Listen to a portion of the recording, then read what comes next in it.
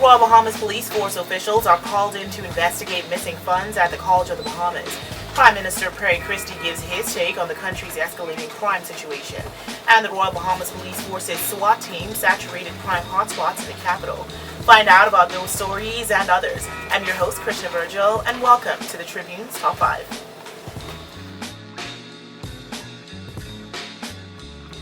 COB is the latest entity to be embroiled in a probe to uncover who's responsible for thousands of dollars in unaccounted for money.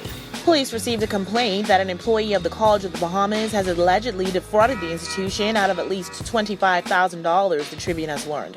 Though the institution did not go into explicit details about the matter in a statement issued on Friday because it was limited with respect to its ability to disclose further information, the college did confirm that police were brought in to conduct the investigation. COB added that once it received details of the alleged violation, officials suspended the individual in question without pay pending the outcome of the police probe. However, according to well-placed sources, multiple people were being questioned by police concerning the fraud. The source also believes that the $25,000 figure may increase as the investigation progresses. One source said, quote, "They claim the individual altered records so that they were paying themselves a large amount of money, about $25,000 that the college is aware of so far. So, for people who died, retired, or left the college, the ring was allegedly still processing monthly payrolls and sending the salaries to accounts and then withdrawing the money. The institution later said that great efforts were being made to improve its financial administration." As Bahamar remains unopened, Prime Minister Perry Christie said things were good with the $3.5 billion resort as he revealed that representatives from a leading resort in this hemisphere arrived in the country on Tuesday to put their interest forward to the Export-Import Bank of China regarding the West Bay Street mega resort. Mr. Christie said he and Exim Bank officials have been in continued talks over the $3.5 billion hotel with pointed discussions on finding employment for the more than 2,000 workers who were made redundant last month. The nation's leader further said he has put forward a proposition of preparedness to work with the bank in finding the workers employment on the basis that stakeholders would reimburse the government of the Bahamas. Mr. Christie expressed his optimism of how the impasse will ultimately unfold during Tuesday's opening ceremony of the Bahamas Institute of Chartered Accountants Week at the Malia Hotel. Mr. Christie said, quote, "I had an hour conference discussion with the president of the Export-Import Bank of China about the need to accelerate the decision-making of finishing over here. There is a compelling urgency for me to have a conference this morning with the construction company to speak to them about the difficulties the two are trying to work out, but to let them know that we want all the Bahamian contractors to be paid hopefully dollar for dollar. We want them to resume construction in the shortest possible time. I gave them a proposition of my preparedness to work with them in finding employment for the more than 2,000 people who were laid off on the basis that they would reimburse the government of the Bahamas," end quote. Mr. Christie went on to insist that if questions linger of the confidence that investors see in the Bahamas, critics need only look at the response from the international community on the availability of Bahamar. Amid an ongoing spate of murders in the country, particularly in New Providence, Prime Minister Perry Christie has pledged a more aggressive fight against crime. Prime Minister Perry Christie insisted that the Bahamas is not a killing field, as he suggested that in a matter of weeks, Bahamians will see the government's new and aggressive crime-fighting strategies implemented. Mr. Christie said the country cannot and must not allow the continuation of the wanton display of disregard for human life. He said as long as the country continues to be a tourist destination, there must be a heightened interest in security and new levels of commitment to meet the costs of security. He said, quote, "But this country cannot and must not allow what is happening to happen much longer. I indicated on Saturday when I said to the press, it may mean impinging on the people's freedom as they move about.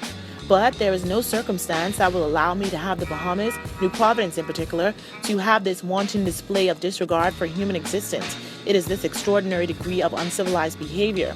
This is not a killing field in the Bahamas, and I hope in a couple of weeks you will see the evidence of what I am talking about." He continued, "We don't have the right to allow young Bahamians to kill each other for whatever reason. It just must not happen," end quote. This comes as the country recorded 3 murders over the weekend and an additional set of murders this week, which pushed the country's murder count to 134 for the year. 2 days after, Police Commissioner Ellison Greenslade sent out a plea to Bahamians to help officers capture people wanted for serious crimes, 7 of the 14 men who were wanted for murder either turned themselves in or were captured by police. Police issued a series of wanted bulletins on Wednesday after dozens of heavily armed SWAT officers locked down Nassau Village in the afternoon, moments after a 22-year-old father of one was shot multiple times and killed while walking in the area. This latest homicide took the country's murder count to 134 for the year, according to the Tribune's records, the highest ever recorded in the history of the Bahamas.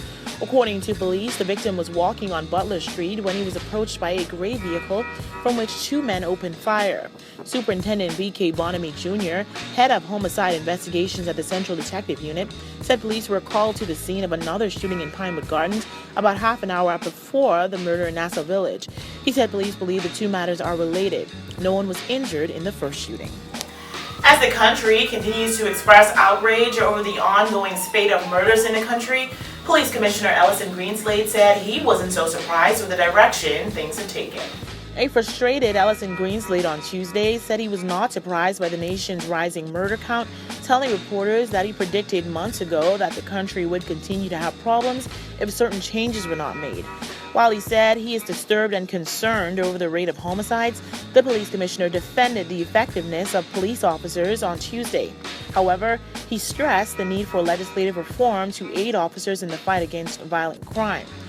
His comments came as a special press conference held at the police headquarters shortly after a man was shot dead in the Nassau Village constituency.